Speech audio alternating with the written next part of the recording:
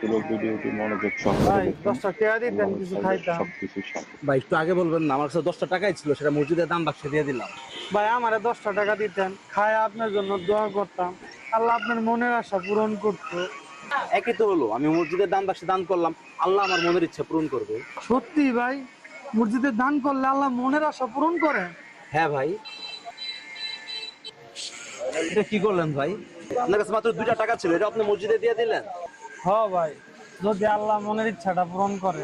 ভাই আপনার মনের ইচ্ছাটা কি? আমার ইচ্ছা হলো পেট ভরে একবেলা কিছু খাইতে পারতাম। এ ভাই দাঁড়ান দাঁড়ান। কি ভাই? ভাই এইদিকে আসেন। ভাই আমারটা তো জানি না, তবে মনে হয় আল্লাহ আপনার মনের ইচ্ছাটা পূরণ করছে। কেমনে ভাই? চলেন ভাই, আমি আপনাকে পেট ভরে খাবার খাওয়াবো। ভাই আপনার কাছেই তো টাকা নাই, আপনি আমারে কেমনে খাওয়াইবেন? চলেন ভাই, আল্লাহ একটা ব্যবস্থা করবে।